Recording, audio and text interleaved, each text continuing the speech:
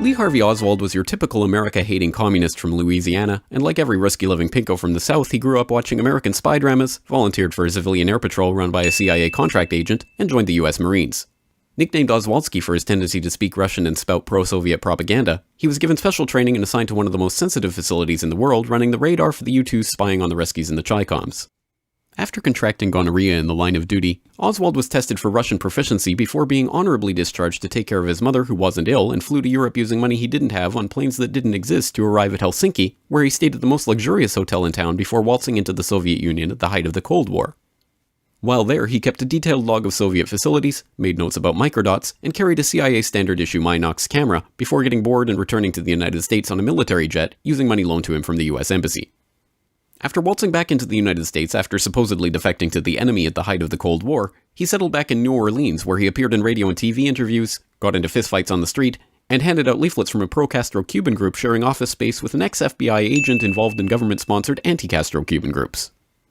Moving to Texas and befriending a millionaire Russian oilman who helped to get him a job at the Texas Schoolbook Depository, Oswald made sure to let his murderous intent be known by attempting to assassinate a right-wing general in the area, thus potentially jeopardizing any plot to kill the president, and sent vanity photos of himself posing with his rifle to his close friends. On the morning of November 22, 1963, Lee Harvey Oswald went to work in the Schoolbook Depository where the president just happened to be driving by.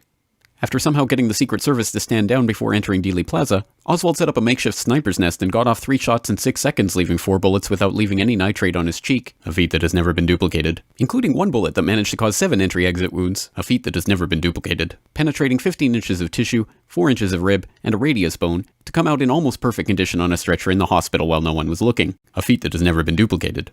He then ran downstairs and got himself a Coke from the vending machine within seconds of the assassination before heading home, grabbing his things, walking down the street, shooting a police officer, ducking into a movie theater, and waiting to be arrested.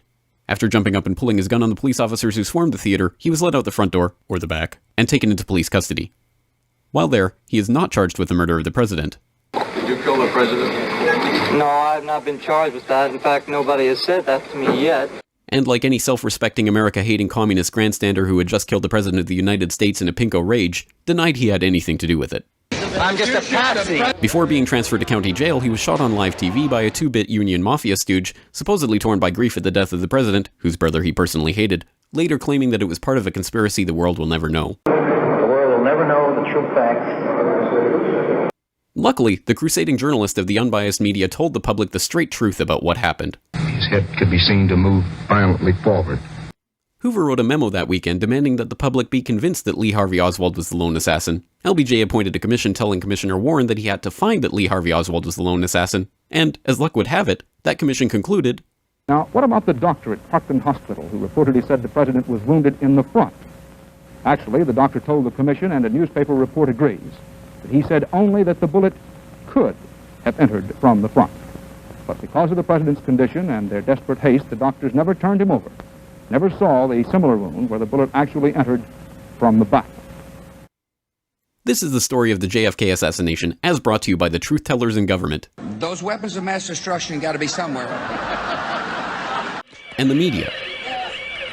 And if you have any questions about it, you are a woo-woo, grassy-knoll, tinfoil, lizard-fearing America hater. If you love Jesus, sunshine, ponies, monster trucks, miniskirts, and the American flag, you will never ask any questions about any part of this story to anyone. Ever. This message has been brought to you by the CIA, Joint Chiefs of Staff, Warren Commission, and the MSM. Because ignorance is strength.